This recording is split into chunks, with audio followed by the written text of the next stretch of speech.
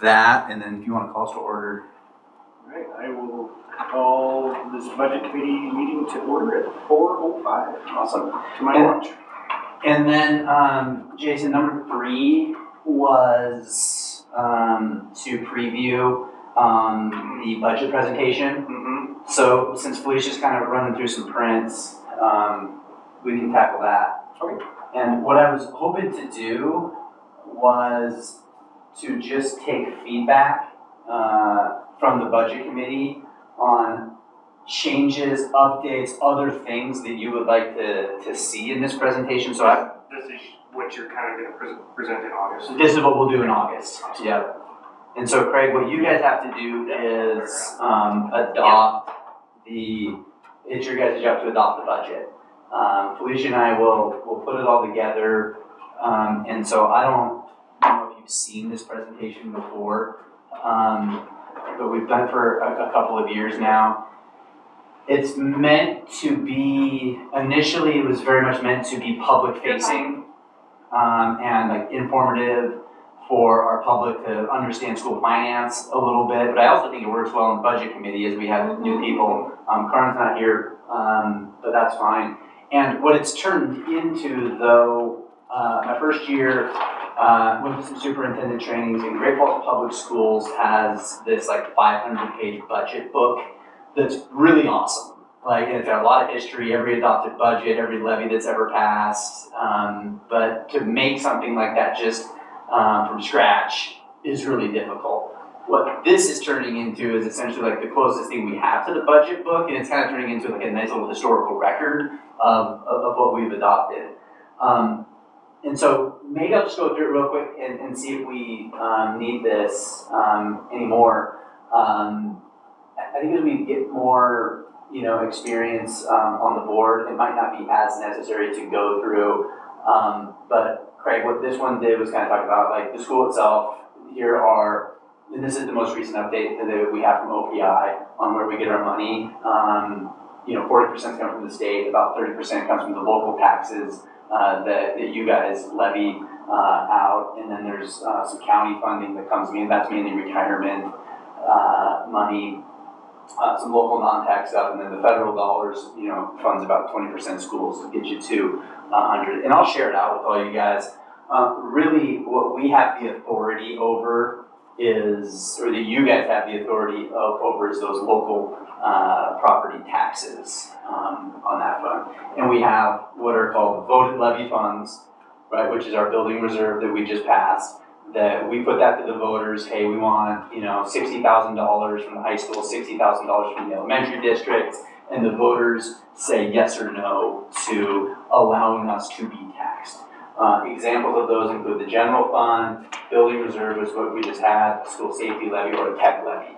We, in the past year, have run the building reserve as well as the tech levy in staggering years, and they need to run every 5 years before they sunset out. So, and again, the trustees have the authority to say yes or no, we want to go out for one of these levies. So that's your guys' call. Obviously, Felicia and I will look and we'll make recommendations, and I think that's why this committee is really critical as well. What I think becomes more sticky and what you guys all have to sleep with at night are the what we call the permissive levies, and the levies that the Montana Constitution or Montana Code Annotated has said we grant elected officials, you the trustees, the authority to go out and impose taxes on your constituents. So transportation, tuition, adult ed are some of those examples that are out there.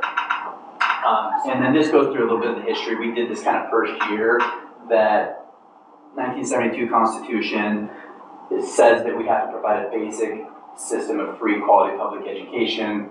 And it kind of like then what our state legislators do every 2 years is get together and they develop Montana Code Annotated. They create laws that govern, if and how we're going to go out and do that. Title 20, if you're looking for something to do at night, Title 20 is everything related to education, and you can go through and you can read it. What I did in years past is just kind of hone in, and then what they do is go through when it comes to transportation and your ability to levy those funds it'll define everything that goes within that. And then it also outlines the budgeting authority that you have, right? So here's where it is, right? Like, how do you guys have it? Well, Montana State Constitution says I have that authority. Legislators have outlined the laws, and we're all working, within those funds. That goes for transportation, that goes for tuition, that goes for, all different aspects that it takes to fund education. And I'm gonna move a little bit quicker than we normally do. But as Felicia was kind of hinting at last week, there's all sorts of different fund-specific accounts that we have. Anything that has a 1 on the front end is our elementary district. Okay, Felicia, feel free to chime in anytime if I misspeak today. So 110, for example, is transportation. 210, right? So the 10 is actually your transportation fund. 2, now this is high school districts. And we talked about that with some of the claims that you'll see, a claim has 3 different, it's split up in 3 different ways. A little bit's allocated to elementary, a little bit's allocated to middle, a little bit's allocated to high school, but that's all essentially one payment. What we then do is go through, this was Allison, right? This was the previous, so fiscal year 22, our numbers that were put out there. This was Felicia and I, so the first time that we worked together, that was our first adoption. And then this was last year's adoption. What we do is set that kind of top number here. We talked about last year the increase that we wanted to see of $27,000, and why we put that up was because we knew that we needed to purchase 2 buses, right? And we were gonna, the initial plan there was to buy 1 bus out of transportation. And remember that all of the allowable expenditures, okay, are defined by state law in that Montana Code annotated. So here's what you can do with this money. Salaries, but you can also buy buses. You can do bus barn. This is where we pay Rod, or not Rod, Mark, our crossing guard comes out. Can't send kids on field trips, can't send, football down the road with this money. The big key here is to and from school on those fronts. So we will need to make that determination. So this is still, we haven't got here yet, right? Felicia's very much trying to get rid of this whole thing, get the auditors out of here, and then we'll kind of start to look at those expenditures that might come in. We levied another $150,000, in the high school elements. I think, and maybe give me some feedback on it, but I think these are kind of just nice to look at. So our budget authority is $150,000, and Felicia, help me out here. We still have left over $70,000. Is that correct? Right? Well, between leftover and then what the state and the county kick in for their reimbursement. So, so transportation fees, the county reimbursement, right? So some of that money came from county funds, some of that came from state reimbursement, and then as you see, that 4th point was the permissive levy. So it's not all coming from a permissive levy. There's other sources that fund transportation as well. So that's why you see that the budget authority is here, but we only needed to ask of our local property owners $113,000. There's a mill calculation that goes into it based on what our mill is worth. Do we know that yet? No, August 1st we get that from Department of Revenue. So we'll know what 1 mill is worth, and then the impact. This is my favorite number, really. Like, okay, if we go out and ask that much money, what's it going to be if I have a $100,000 home? Okay, that's going to cost me $13 to help fund, and that's essentially what you guys are asking, knowing that it's probably times 5 for most folks, at least. Well, and you look at the previous year, it's $5 less than the previous year. Mm-hmm. And I think that's an important box for people to look at too. Yeah. What you'll hear is that, well, my taxes didn't go down. And that's out of our control because your property was appraised for more with the result of the new appraisal. Yeah, sure. So everybody's taxes probably did go up, but the school actually is asking less than we did in that year. So what we need to do is, and Felicia and I are not even here yet, we're just kind of getting everything, all the pieces in place. What does that number look like for this year? Right, that's ultimately what we need to decide. One of the things that helps us to do that is I will be directing the clerk to make me these beautiful charts very soon, so we can put them in there. This one was wrong, so I took it out. This was actually the general fund. I don't know how that got there. But what we do is look at what percentage, where did that money in that fund go? And I do have a line item budget of every single expenditure that's made, but I think this is a little bit more digestible, that in our transportation fund, over half of it goes to, salaries, and then if you just kind of put in the salaries and benefits, we're almost looking at 60%. So that's mainly just to pay the people that are there. Felicia, when you kind of think about this, do you think this chart's going to drastically change because of the bus purchases? Oh, definitely. Yeah, so the chart's gonna look it's gonna look a lot different. It's nice to compare those things that, because the bus is, however, 150,000 or however much it was, we'll be able to show that, okay, that's where that money changed. Let me maybe just do one more and then we'll kind of do some feedback on that. Bus depreciation, same thing. Replacement of buses, communication systems, as well as those safety devices. Here's your permissive levy that the trustees have the authority to do. And this one, however, the permissive levy is a set formula. You can't just permissively levy to the hills on bus depreciation. What they do, and Felicia keeps the spreadsheet of how much is the bus worth, right? And then you do whatever, 20% of the cost of it, which helps you to prepare for future bus replacements. And then it can't exceed 150 total of the asset. So our ability to levy on this one might actually, I'm speculating here, increase because we have these two brand new assets that, some of them have fallen off of the depreciation roster, and so we weren't able to levy for those ones. These ones will have, quite a bit that we could potentially go out and levy for.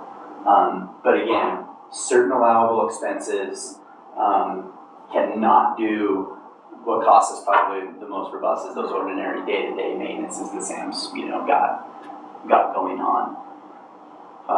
In those situations, we did see a pretty big, the budget authority increased quite a bit, right? Because we knew that we wanted to buy our other bus out of this fund while not totally depleting it. However, our ask, and Felicia can maybe describe this, our ask of our property owners actually went down though, because of that set formula, and we didn't have any new assets.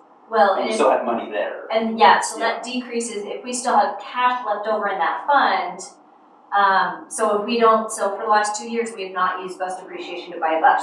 So all that stuff that was levied those last 2 years is just carried over from year to year, which makes this easier on the taxpayers. And there are districts that play with their bus depreciation. They don't levy the full amount in 1 year, but we like to keep it really steady, because if we do for some reason have a bus completely break down, the engine cracks or whatever, we need to make sure. So even though our budget authority is 192, we may have more cash in there at the end of the year if we don't use that because we didn't reappropriate all of it. That's cash just sitting in there, which is really nice. So let's say, for instance, we have another, round numbers. Let's say we have another $100,000 sitting in cash that we didn't put in the budget amount. So let's say we do have an engine that cracks and we have to access that cash. So what we would have to do is we would have to do a budget amendment saying we want to be able to access all of those resources in that. And that's it's a process, but it's there for that reason, is we wanted to be frugal, but also be prepared. That is how we were able to buy 2 buses. Yes. It was quite a process. Yes, because that fund is built up and built up, so. And we're able to carry that money over year after year? Yep. Or on this itself, yes? Yep. Last year's budget, we didn't have anything to report because we didn't have one expenditure from here. This year we'll have a chart that is it going to be 100% of us? Just a Yes. circle. There's nothing else coming out of there. There it is. So We have no stop arms this year, so. and we didn't do, there was some talk about maybe adding, an AC unit onto a bus. Did we do that? No. We never did that, yeah. So that would have been something that would have went there though. We do need to get radios, camera systems and all of that stuff, out there as well. So it's kind of rinse and repeat, after that. Let me do a couple other, I'll update, so we have the tech levy, I'll update this chart, obviously we have, when we get the building reserve, I'll talk about that one, a little bit more. But I think for the purpose of this, it's just maybe to get a little bit of feedback. I'll update this chart with the 2024, how we do, and it's just a nice historical look back, on all that front.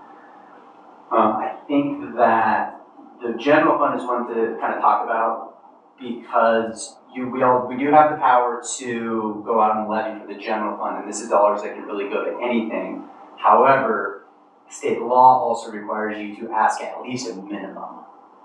Right? So you have to ask for something, and that's defined in this particular format. We do have, and I'll talk a little bit about this number, but the preliminary budget numbers are in. Are those going to change much, Felicia? No.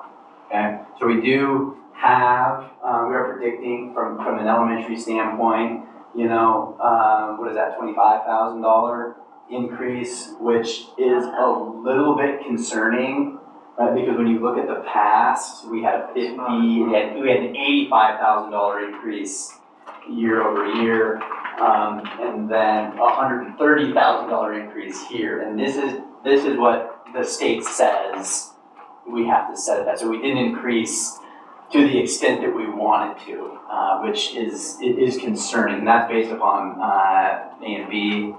It is, and so we had a dip, so they count students in October and February. In February, we had less students. Of course, we made that up like within 2 weeks. We had 2 families move in and we were right back up. The problem is those dates are set. So even though we were down 12 students, that's not minusing a teacher, that's not minusing curriculum or programs. So now we're just shorted in our budget. How much is it per student? 5,000? Roughly, So, it's going to decrease. You're talking 12 students, that's $60,000. Our budget is short because on that particular day, we were 12 students short. And then, yeah, go ahead. So with that being said, and there's that percentage that we permissively levy, that we always keep down. I'm thinking right? So general fund, we don't permissively There's levy. not on the, okay, all right. Yeah, so that number is, the state says there's a minimum budget that we have to adopt. Yeah. There's a maximum budget without a vote, meaning we've had general fund levies in the past, so we have that sitting there. And then there's a max with a vote. Right. So they say, if you want this max with a vote, you can go out and ask your taxpayers for this dollar amount that we're telling you you're allowed to do.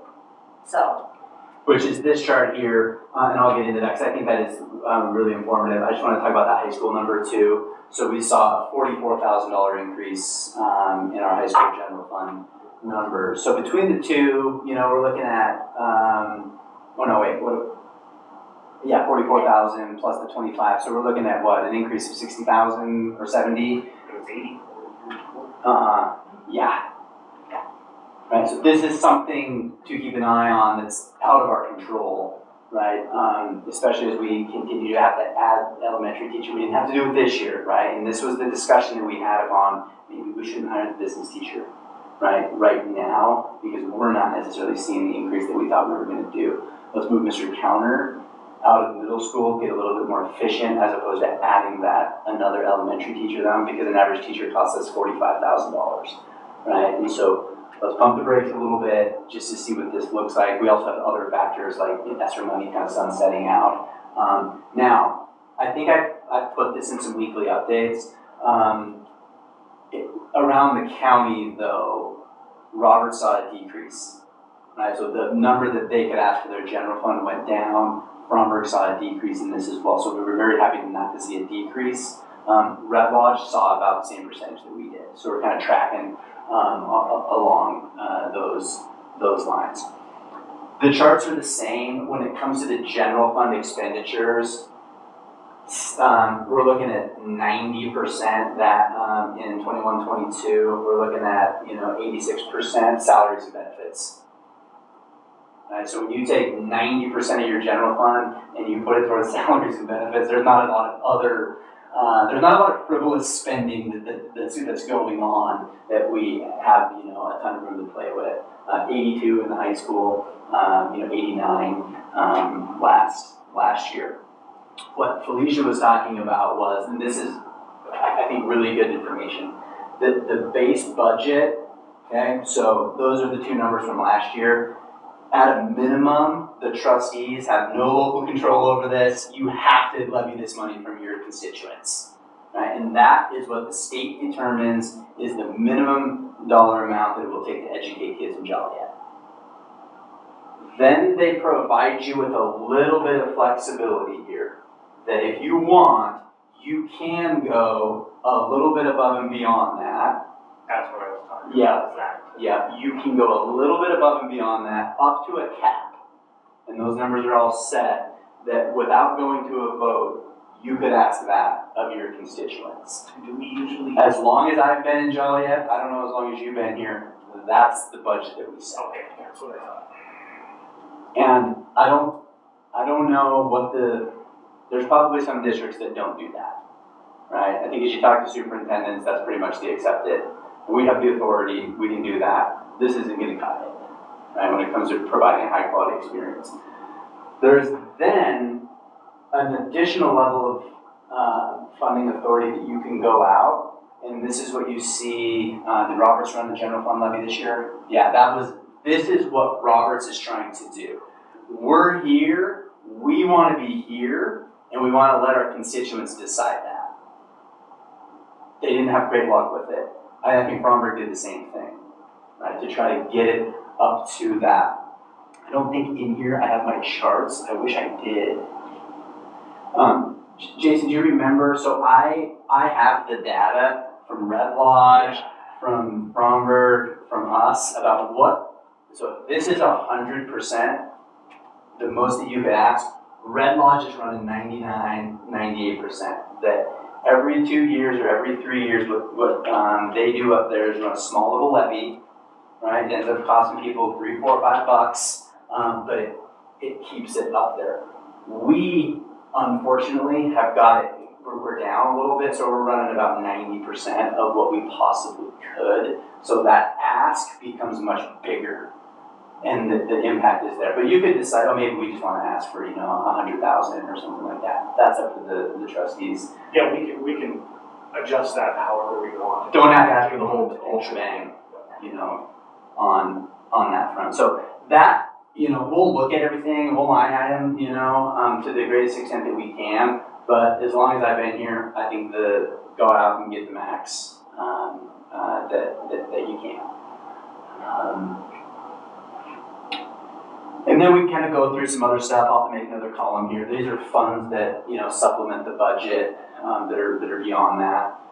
There's some grant work going on, other money that's been donated. ESSER monies are going to be anything in that column for? We have a few thousand left for this next fiscal year, but those funds have to be fully expended by September 30th, so we are doing our darndest to use up every dime that we've got. We will be, I'm sure, by that first payroll in September, we'll be fully expended.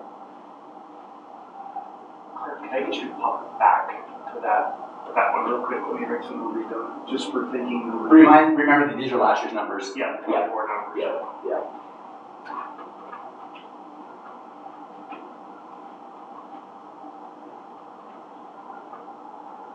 And bear in mind, that budget, that's not all local taxpayers. There's also state payments that come in to supplement that. So when he shows the chart of the levy amount, that's what our taxpayers are paying. We get payments from the state every month from their general fund budget. Thank you. Okay.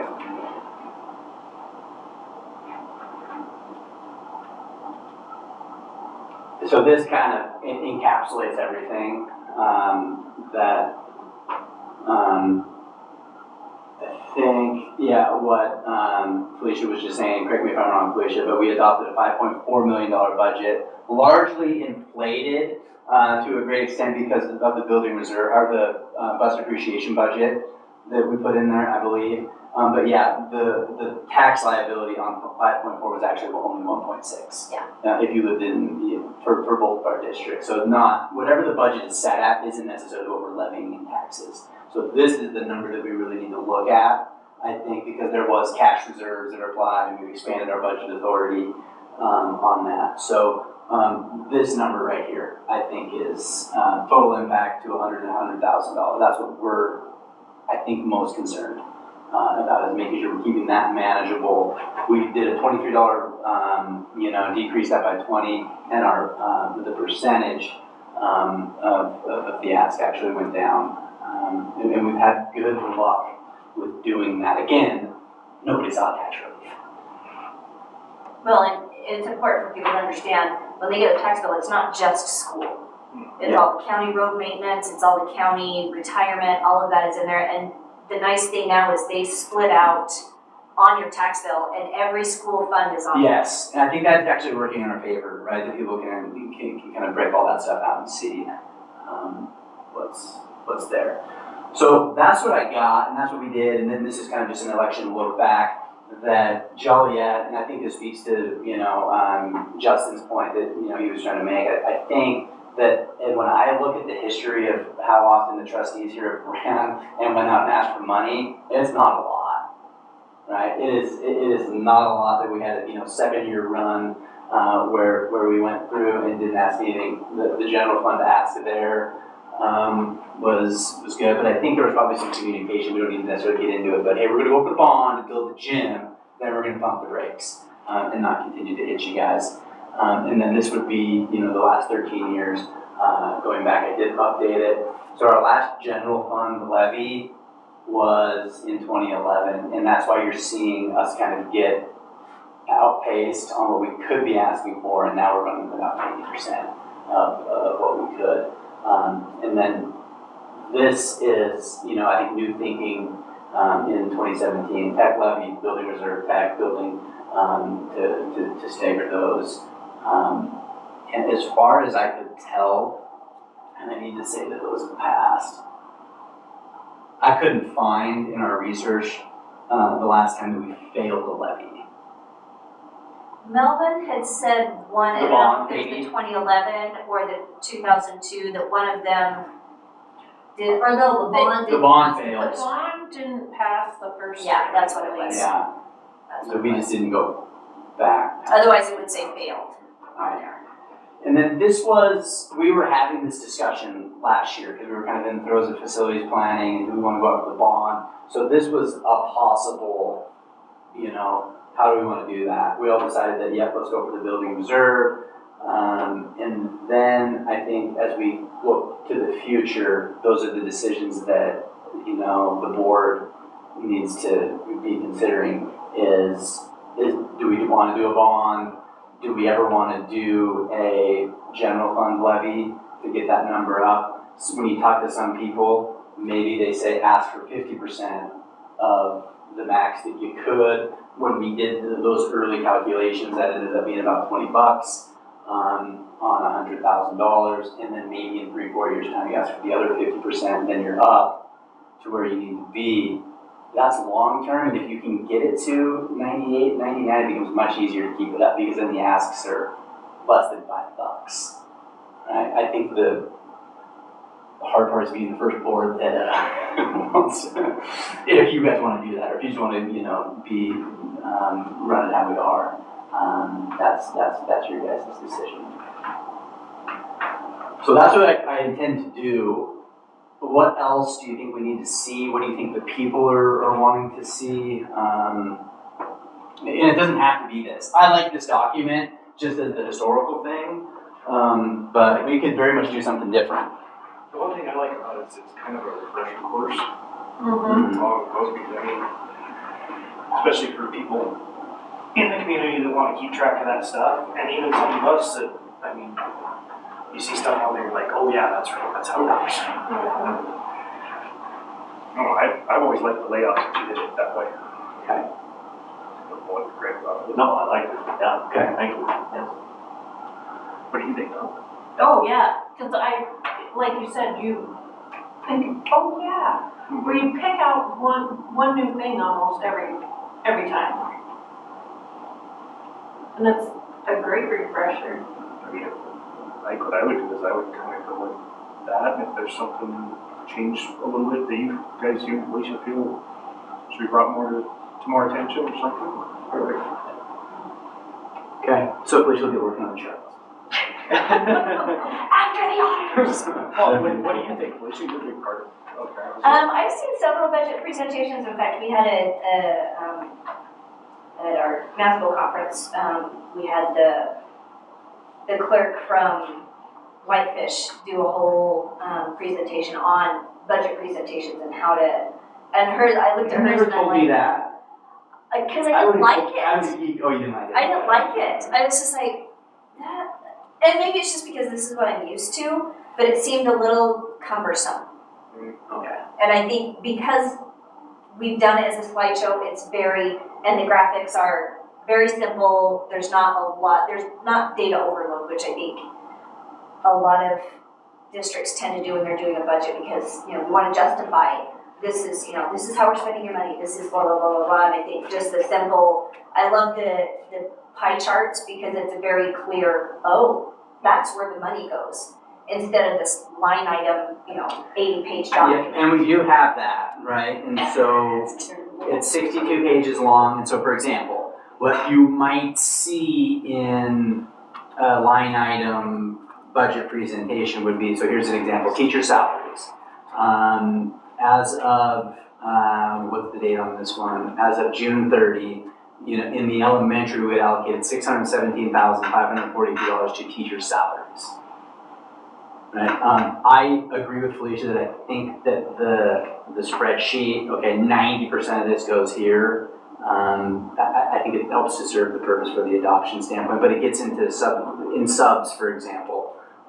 You know, $27,000 that we spent out this year. Teachers' aides were worth $21,000. We got gas, we got, you know, postage, you know. I think, I mean, maybe some of that, if it comes in as an email, if we want to sit in our time and dig through it, but for the Well, I can presentation, do, and even on the presentation, if, you know, the pie chart, groups everything together, but I have a pretty succinct report. It would be about 2 pages per fund where it breaks out and it'll say salaries and it'll list teachers, administration, maintenance, subs, aides, all of those things so that you can see how that 90% breaks down. Mhm. And it's really easy to read.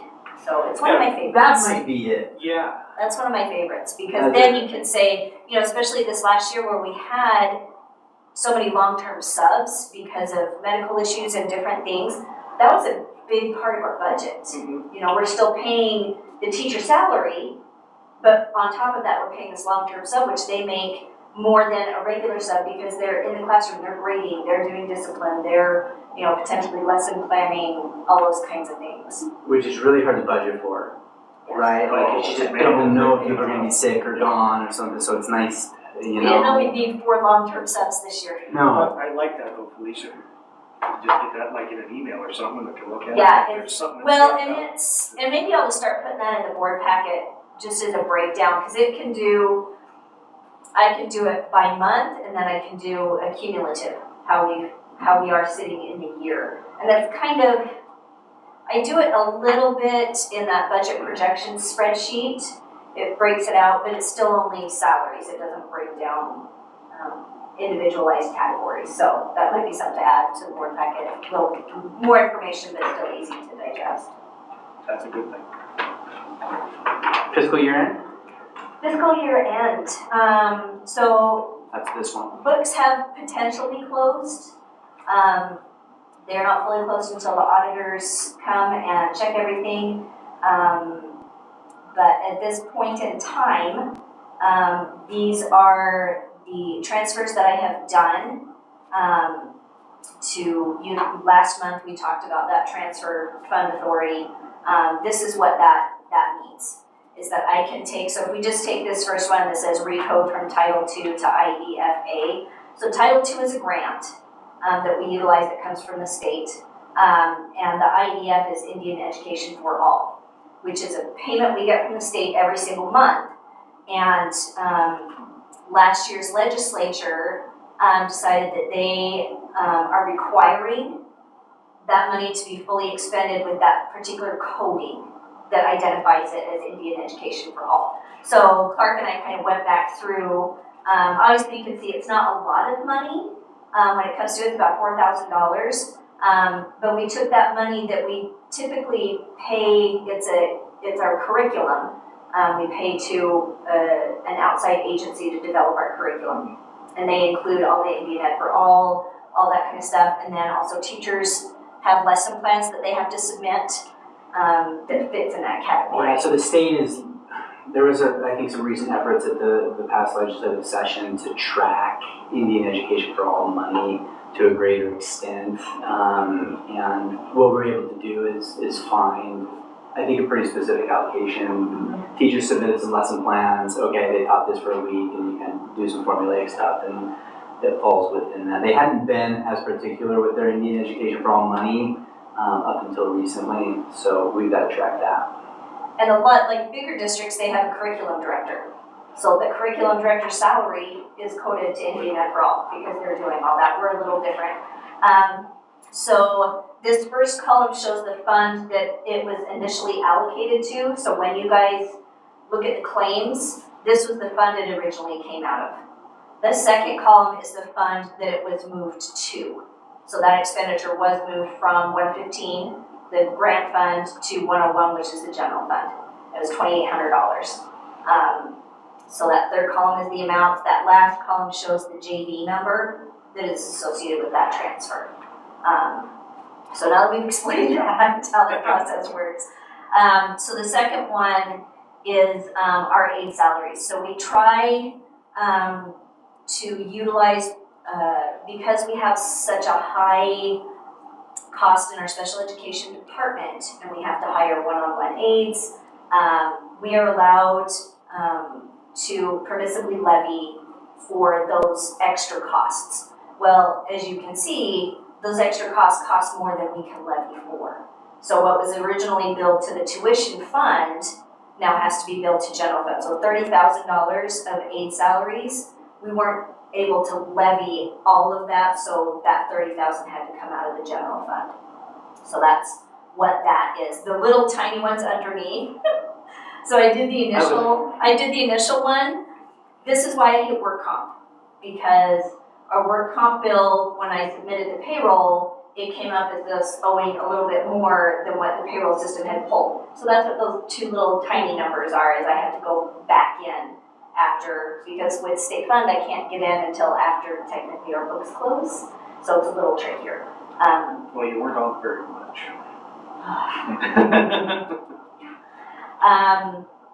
So the next one is a little tricky. So at the beginning of the year, typically this title grant that we talked about up on this very first one, we use title to pay for education for our teachers, training, get them up to date on things.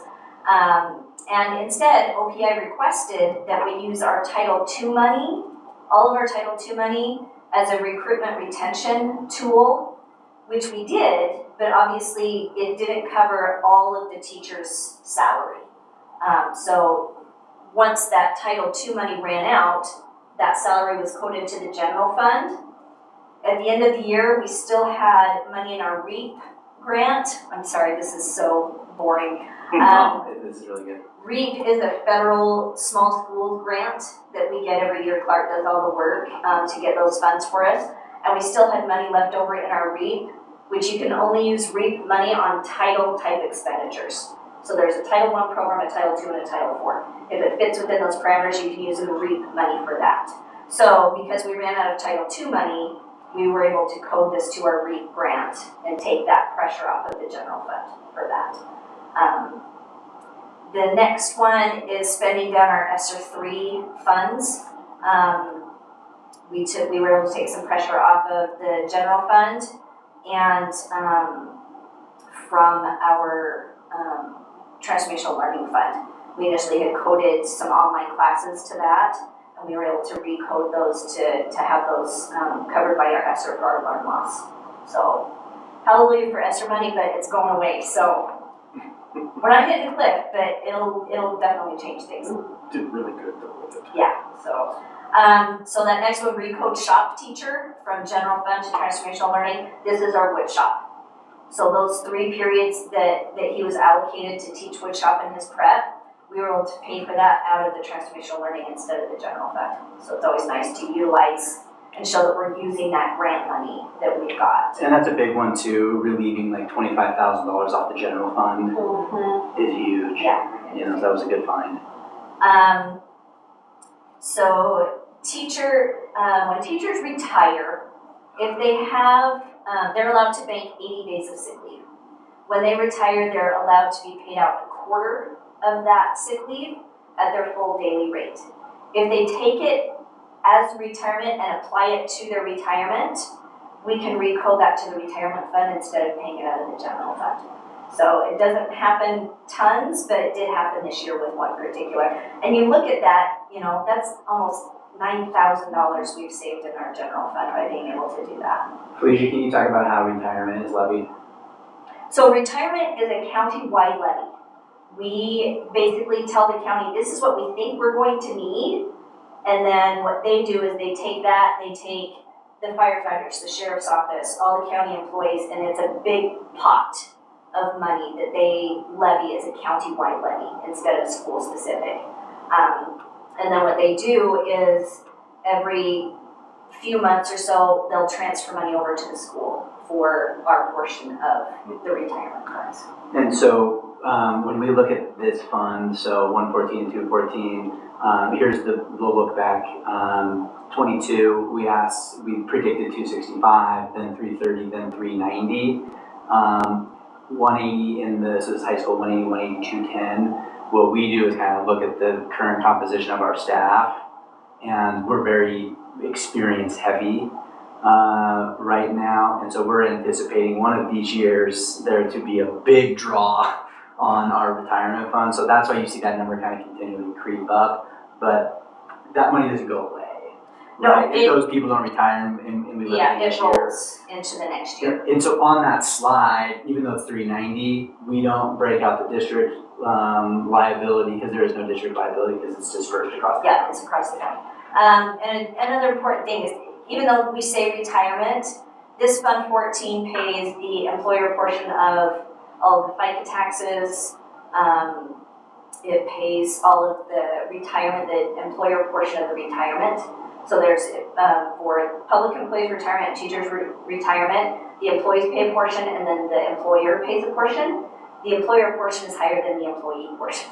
So this is where that comes from. This is why we usually call it retirement, but it also encompasses all of the employer paid taxes. So that's where all that comes from.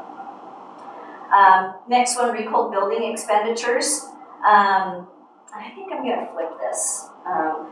Typically what we do is we pay all of the building repairs and all those things out of the general fund, just so that we have the building reserve in case something catastrophic happens. And then at the end of the year, if there's money left over in building reserve, we move some of those expenditures over into building reserve. And I think I'm gonna flip that this year, just bill everything to building reserve. And if we run out of building reserve, then we'll start billing to general fund. I think it's just cleaner.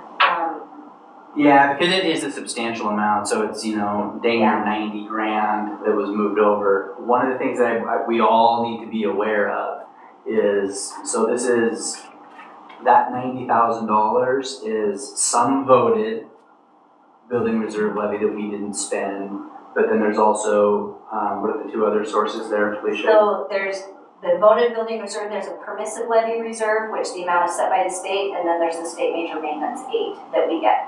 So if you look, I included the JVs so you guys can see kind of what that looks like. So if you look up at the top, it'll have a JV number.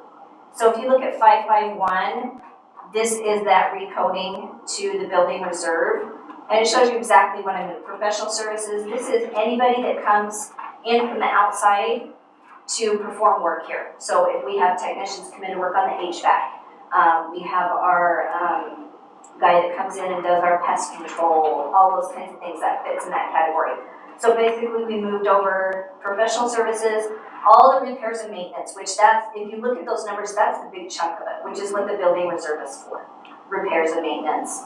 Rental of equipment, which kind of fits into that category. We had very few equipment purchases that we moved over, and then we had some supplies, which those obviously go to the upkeep of the building. It can be anything from small equipment. It has to reach a certain threshold to hit that equipment level. But those are, so it's broken out into two, elementary and high school, so it looks really, really long. But about line 29 is where that break is between funds. And what I just want to make everybody aware of is that then, what we'll talk about when she gets the transfers to 182, frees up a lot of general fund money that can be moved into 182, which is like kind of a reserve account. We will probably not see that this upcoming year because of the upgrades to the door access, investments in the modular classroom. We bid off some of those bigger projects and we've kind of had that. So we do need to manage, what that essentially does is, if there's not a major building thing, it provides a little bit of relief for the general fund.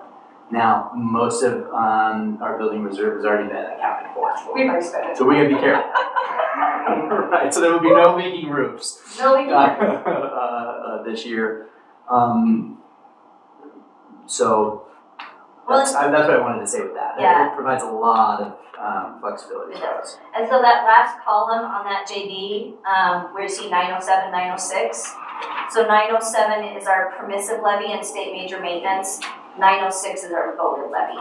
So those are tracked separately, so we know exactly what we spent our voted levy money on. I can pull a report for just voted building reserve, and I'll tell you exactly what we spent on there. So the only things that I coded to building reserve voted levy were repairs and maintenance, which is, because it has to be in the language that was on the ballot for us to be able to spend that money. So repairs and maintenance and supplies. Those are the only things that went to the voted. This year voted will be completely spent on our big projects, which is nice that we have the ability to do that. The next one says recode elementary general fund. So our elementary general fund was a little in the hole this year, but luckily as Clark and I go through and we look at expenditures, again, everything's built in the general fund because, you know, supplies, and then as we go back, and every school district does it, you go back and you're like, okay, did we code everything the right way? And so we did find, so these two funds, this 128 is our tech fund. So we found technological expenditures that fit within that voted language. Obviously it's not much, but then we were able to utilize our transformational learning for some of those supplies that teachers who were teaching in a different way, we were able to utilize those grant funds. So that took care of that. We've had general fund shortfalls way bigger. High school was 52,000 in the black this year, which is highly irregular. Highly, and again, It was really nice. we moved $22,000 of a high school teacher salary into our transformational learning. So that's where that flexibility in using our grants is super helpful. So that being said, at the very bottom, these are the transfers to 182, and I thought I'd just explain 182 a little bit just as a refresher. 182 And that's is, this. yeah, that's this page right here. This is the Montana Code Annotated that talks about multi-district agreements, which is our Fund 182. Basically, any two districts, doesn't have to be even in the same town. It can even be different counties if you want. It's two districts that form an agreement to where each district can put money into this multi-district agreement, and the allowable expenditures are laid out in that agreement. We have it, you know, if anybody wants to look at it, I have it. We do it every 3 years. This was something new the legislature approved in 2013, I think. And what it does is it allows districts, as we're gonna talk about here, that have, leftover funds that they didn't use to be able to put that into this 182. And it actually, as we talked about how our percentage increases and dollar amount increases are way lower this year in our general fund, this is where this comes in to make up for some of that. There are restrictions, again, always in state law, about what you can do and what monies can be transferred into 182. So we had money left over in our transportation and our bus depreciation. Our adult ed, the vision that we had for adult ed has cratered 2 years in a row. So we are going to be kind of cleaning that fund out. There's plenty of money in there. As we do the budget, there will be no taxpayer impact at all because we have plenty of money to roll over. Backstory quickly, there was a thinking that let's go for a director of that position. I think what we're doing is fine for now. We don't have a ton of demand. Could be something that's out there, but not necessarily totally targeted kids. That's more adults. Yeah. What we're leveraging the money on to the great extent is making sure that our weight room's open, right, to the community, and then the kids also benefit from that. When it's open. So we got plenty to fund that next year. The big one that you'll see is that 201. That was what we had left over in budget authority from high school general fund. So that goes in. Again, it's really beneficial when we have shortfalls. There have been years where we've had to take 50,000, even more. You have Out of 182. out of 182 to compensate for shortfalls in our budget, which happens to every school district. This is why all the school districts participate in this, because again, it gives you that flexibility to utilize the funds that you have. Was there, I know we had the 22,000 for the wood shop stuff, but was there something that stood out that made our high school that far in the black? Anything else, or is it just community? Kind of a bunch of stuff. We haven't really done a super big analysis of it. It varies from year to year. Last year we had money left over in both high school and elementary. So again, it Just seemed varies like that was from a year to lot of year. money. Yeah. Depends on, especially for high school uniforms, football, we're talking about, only 10% of the budget really that applies to this. Because the other portion of it is salaries and benefits, which we have very little control over. But yeah, I think the 22 was kind of an anomaly, but again, Felicia, when teams go to divisionals in state, is that general fund? it is general fund for bus drivers, fuel and things like that. All of their lodging and meals are paid out of the activity fund. But again, the less we have So to there's go, Some, we're not sending yeah, a bus for cheer, we're not sending a bus for the band, we're not sending a bus for the team, and paying the bus driver to sit there for 8 hours, the 3 bus drivers to sit there for 8 It hours. starts at now. It does start at. and we didn't have, any deep runs, this year, Yeah, so so that that was one of the didn't things we kind of, That, and we had, a resignation mid-year, Oh, a yeah, very high-paid teacher. yeah, so yeah, we did, that- our math teacher came out, just a couple weeks in, or a month in, and then a sub came in. Well, math and then our admin. Yeah, So that particular employee was the highest paid employee in the district as far as teachers go. His salary only went through, February. And so that's a big savings. So that's a big part of it. That and the moving that salary. Another highly compensated teacher we were able to pay out of the transformational learning. So that, my guess is, that's what that 57 is.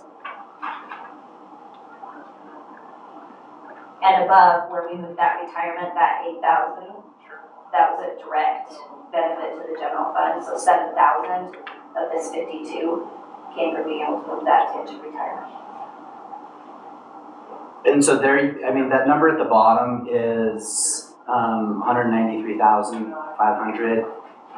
That's what's being moved into 182 this year, which I think is going to be much needed as we look at ESSER money running out, I think we just gave teachers a pretty big raise with the CBA. I think that moving forward is positioning the district to be in good shape on that front. So I was really happy to see that number kind of shake out where it is with that. So ultimately, as we walked in this year, that 182 balance, there's been some interest on it, but last year we only put 3,000 in. So we were like right on the money with budget projections last year. A little bit more flexibility this year. Fiscal year 22, $56,000 went in. But then if you look at the previous 10 years, money came out every single year. 15 grand, 46 grand, 30 grand, 49 grand out of that. So the balance that, if this is, we auditors all need to be here, and there might be some transfers that need to change. But we'll be looking at, a rough number, something just under about 400,000 in that Fund 182. That is just, when we see small increases to the budget are nice to be able to have. So Anyway, sorry for that super boring. no, that was good. And again, these, auditors may come and they may find something and say, oh, we need to change this. Last year, they only found one, and it was a prepaid. We had to pay the window film guy to order all the film, but then he didn't install it until the next fiscal year. So we had to take 10,000 out of 182 because that was considered a prepaid expense that we had to book into last year. Weird things that the auditors. Do we need to adjourn, Clark? You can ask me if there's anything else that we want to Yeah. tackle. Do you have any claim questions? I There were a lot. Just Yeah. wait for July. It's hideous. was Sorry. gonna go over some more here before the main meeting. If there's something that really sticks out, are we okay to ask in Yeah. main meeting? Well, no, because this is part of consent agenda. Oh, yeah, right. Yeah. So Okay. better to ask here, just get clarification. Okay, we'll take a second to do it. I don't think there was anything super weird. I see the windows in there. The windows, so if you look at, like on page 2, that Comtech, if you look at the coding over on the right-hand side, it looks really weird. That's because that's booked as a prepaid. So Comtech is for this budget year, not last budget year. So that's why that looks super weird. And there are several of those in here, because we had to do deposits for door locks, fencing, and one other thing.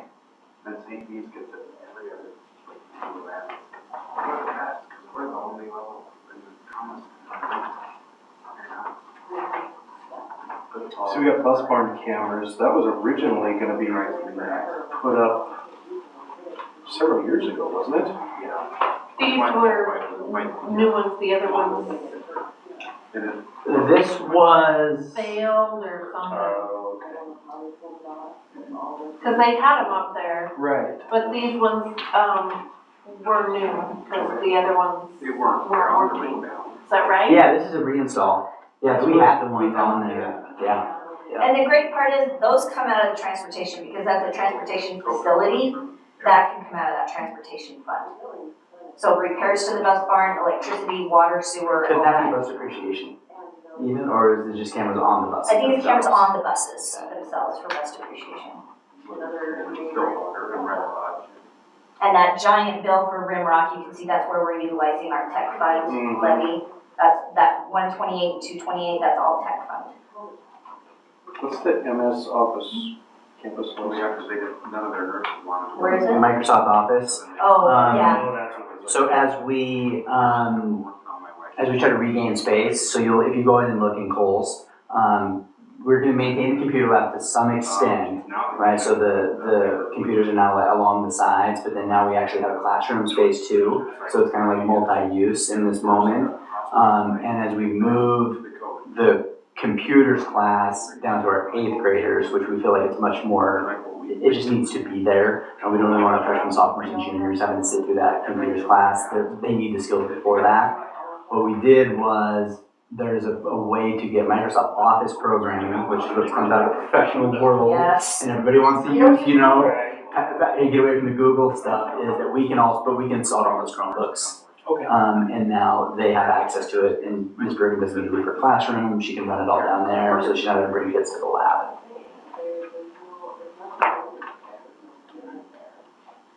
And you'll see, like Rimrock Computer Company, that $19,000, that happens once a year.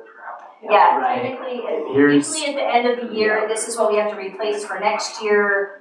So we're gonna, fully utilize those tech funds to do replacement software, all that kind of stuff. This batch and the next batch of claims are just enough to make money. This batch, the ones that I'm cutting probably tomorrow, we've got property and liability insurance, $78,000. So this, next month, you'll see some pretty hideous numbers in here, sorry. But July is always like that. Yeah, I know. Always. Just the yearly renewals of Yeah, so our accounting software, our software for subs, and the time clock, our MTSBA membership, Masbo dues, NASBO all kinds dues, of. everything hits in July because they know we can't pay for it until July because it has to be in this budget year. So, I know, this is the first time that I've seen this one, Summit Fire and Security. I just looked at Do that. we have to pay them to come in and do the Yes. inspection? yes, Isn't that a racket? and it has to be inspected, we don't have a choice. But they also do like all the That's an kitchen, unfunded mandate, the and hood I'm not light. okay with that. so they do the hood, they do all the fire extinguishers. And I think there's another thing that they do. That's pretty cheap too. It's not terrible. But, yeah. Don't complain, sometimes you have to do it twice a year. Some places. Yeah, so the Yellowstone Academy, that's our second portion of the YBGR student tuition. So, and you can see that comes out of the tuition fund. Since you're on the board. So, not terrible when you look at the last page. We're able to utilize a lot of, that building reserve, $40,000. Yeah, that looks like a lot. So June is big, July is big. 5 days a week for. Actually, May, June, and July. May is terrible just because of the payroll. So rural health development, the CNA courses. So those are paid for out of our, so that CNA course that we were able to allow our students to participate in, that was able to be paid for out of that transformational learning, because it was brand new. We could have also used Montana Advanced Opportunities Grant for that. We could, let me look at the coding on it. In other words, an out-of-pocket expense that a student would normally have to incur, the registration fee, the enrollment fee, we've got $10,000 a year for that, but it's Yeah. also in that flex 180. It's in 182, so if you look at the coding, so it's 229, which is the flex fund, That's right, 20 is high school, Yeah. 376 is transformational learning, 377 is advanced opportunity. So that's what differentiates it, so that was advanced opportunity. Yeah, that's what we did. Yeah, and we like to be spending that money because we have to report on that every quarter. And I think it lets the state and the legislature know, hey, we are utilizing these funds, thank you for offering this program, so. Kind of like the 4,100 for the college board classes for the AP exam. Yep. Out-of-pocket expenses, yeah. And the students did pay a portion, some students paid a portion of that, so that money went back into that Fund 229. I think we got like maybe $1,000 from students, so. Perfect. Some skin in the game, hopefully they did well, they have to pay for it. No, some of them were very stressed about it. Yeah, so the board packet this month, anything, that's a financial that says 624 says draft across it, because until auditors finish up, we won't really have positive dead set numbers. And on a scale of 1 to 10, how excited are you for the auditors to get here, Felicia? Oh, double thumbs up, we're so excited for it. It'll be fine. This is my 7th one. I didn't cry at all last year, so that was a plus, and it was a clean audit, so I figure, I at least got one clean audit, so. Even the attorney, when I spoke to our new attorney, he's like, you got a clean audit? That's awesome. I'm like, oh, okay, didn't know it was such a rarity. So. Are we, anything else? No? Good. Tom, anybody? Okay, I will adjourn this meeting at 5:09. Super excited.